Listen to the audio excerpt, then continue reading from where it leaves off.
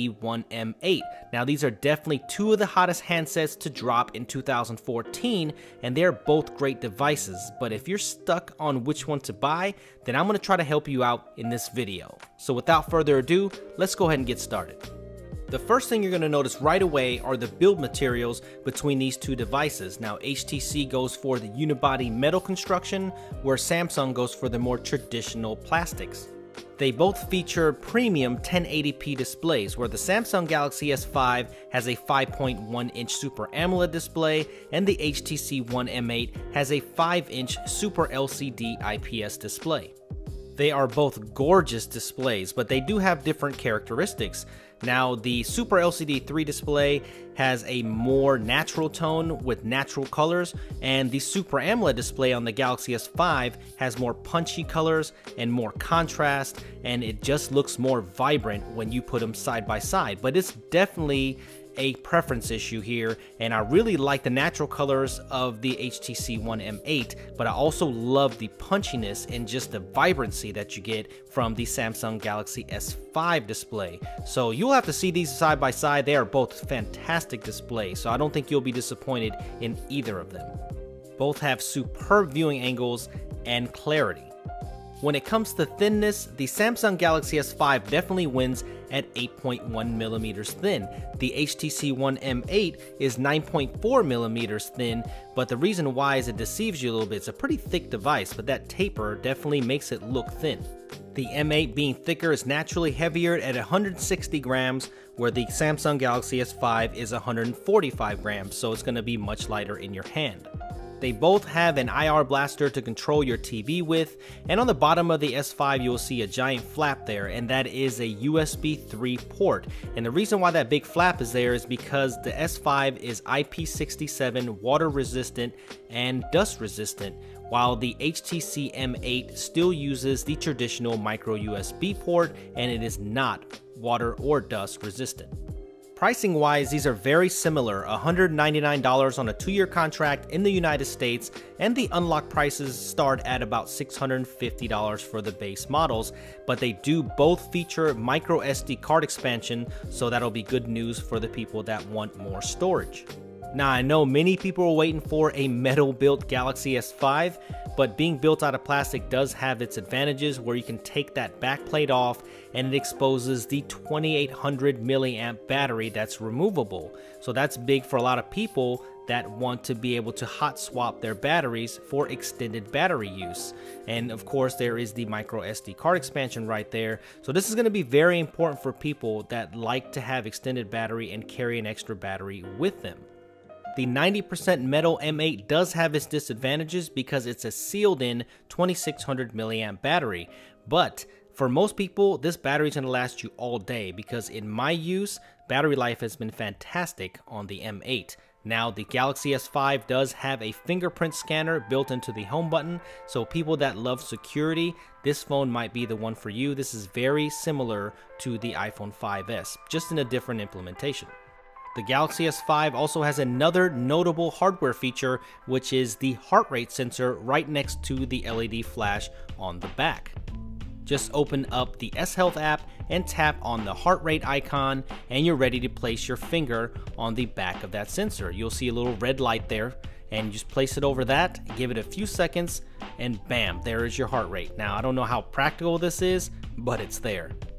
The HTC One M8 also has a notable hardware feature, which is the dual camera system. If you look above the 4 ultra pixel camera there, you'll see a second sensor, and what that does is takes another picture, and it has depth information on there. So you do not have to wait for software to calculate to get a deeper depth of field or to manipulate your focus, and I'll show you that later on in this video. This hardware feature is not new, but improved, and we have to talk about it because it's that good. It's HTC Boom Sound, and those are 2 front-facing stereo speakers that give you the best audio experience on any mobile device today. And trust me, there's nothing else that sounds like it. Great speakers. It blows away that single speaker on the back of the Galaxy S5. Now, the Galaxy S5 doesn't have a terrible speaker, but trust me, the Boom Sound just destroys the Galaxy S5 audio. Software-wise, the GS5 is running a new version of TouchWiz, and the M8 is running a new version of Sense, which is Sense 6. The TouchWiz experience on the Galaxy S5 is not very different from the Galaxy S4. Now there's a few minor UI tweaks here and there, but if you swipe to the right, you get My Magazine, which is like Blink Feed on the HTC One, and you get to get your social and news all aggregated into one little feed there. And the actual theme and experience looks pretty similar, so I think if you come from a Galaxy S4 or if you're familiar with Galaxy devices, you will feel right at home here. The Sense experience on the HTC One M8 is very similar to the original ones. On the left side you have Blink Feed for news and social aggregation, but what's new here in this version is the inclusion of motion gestures. So instead of hitting your power button to unlock your device, you perform different gestures to awaken the device. I really like that about this version of Sense. If you are familiar with HTC devices and Sense software, you're going to feel right at home here as well. Android skin overlays are a definite personal preference, but in my opinion, I think the HTC One Sense experience is a little bit less intrusive. It's not as heavily skinned. I think it's more usable for me, but some people might like the TouchWiz experience better. Now let me know which one you like better in the comment section below. No matter which one you like best, they are both being powered by the latest version of Android, which is 4.4.2, aka KitKat. So that's great that they both included the latest experience of Android right out of the box. The Android experience is very fast on both of these devices because they're both being powered by the brand new Qualcomm Snapdragon 801 processor with 2GB of RAM and the Adreno 330 GPU. Now the S5 is clocked slightly higher at 2.5 GHz while the M8 is at 2.3 GHz. The camera is very exciting, well, at least for one device, which is the Galaxy S5, because it has a brand new 16 megapixel ISO cell sensor, where the M8 still has the 4 ultra pixel camera from the HTC One, slightly improved though, and the GS5 has a 2 megapixel front facing camera, but the HTC One M8 now has a 5 megapixel front facing camera. So selfie lovers will gravitate towards this phone. The camera interface is refined here on the GS5, and I quite like it a lot. And you do still have this bevy of features here. As you can see, you can go into manual mode, selective focus, HDR, but the biggest inclusion for me here is the Ultra HD 4K video recording, which you cannot do on the new HTC One. Selective focus is one of the more notable software features in the GS5, and what that does is just takes multiple pictures and you can see it processing there, so it does take a while. You got to hold it pretty still, and then what that does is allow you to change the focus after the shot has been taken. This is very similar to what the M8 can do, but the M8 does that with hardware and software. But as you can see, far focus, it actually focuses on the far part of the picture. Pan focus puts everything into focus, and then when you put into near focus, it gives you that bokeh effect and gives you that focus in the very front of the picture. So it works pretty well, as you can see in this demonstration. Another great feature about this new 16 megapixel camera is that it focuses super fast. I mean, look at this. Every time you move it, the focus is on point right away. So you're gonna love this about the autofocus. The M8's camera software also got some refinements here and also has a ton of features. As you can see here, you can actually go into full manual mode here. You can go into macro. And what I like about the manual mode is that actually when you set it, you can save that manual mode. So you can go back to that and reference those settings, which is great. So I like having full manual controls on the new one. The hardware on the M8 is very interesting. This is the new dual camera system where that second sensor up top just records depth information. And you can see that the focus is very quick and the shutter speed is very quick, just like the Galaxy S5. But I think the HTC One is actually a little bit faster.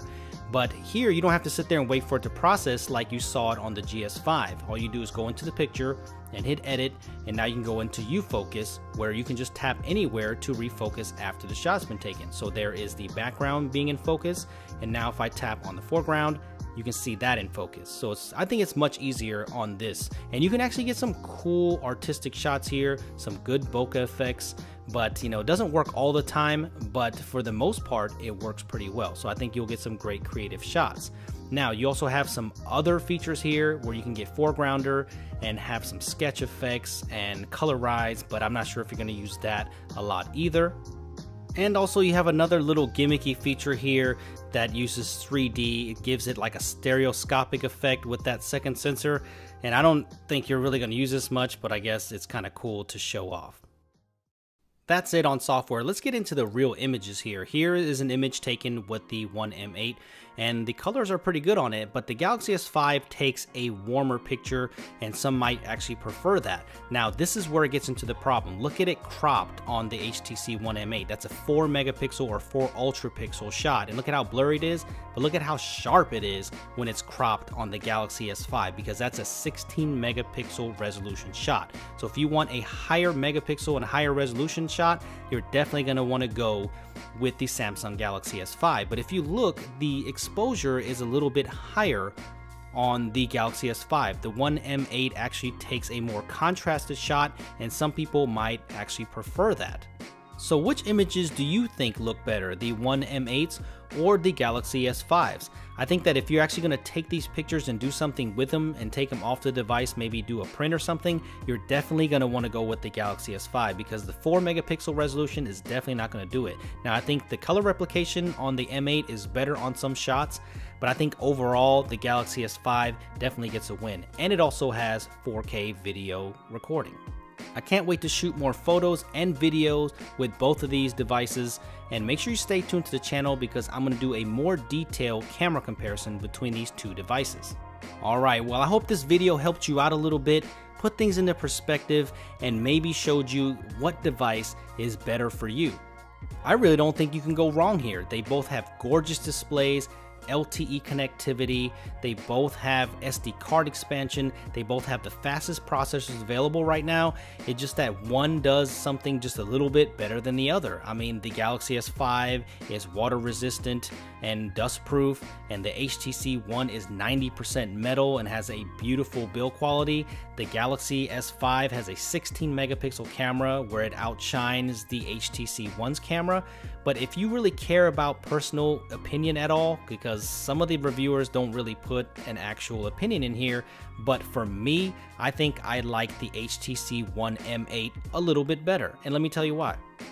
I'm a sucker for engineering and build quality, and I think that the HTC One M8 is one of the best built phones ever, and it just feels so great in the hand for me, and I love looking at this device, and as a whole, the user experience, I think it is a better phone in my opinion.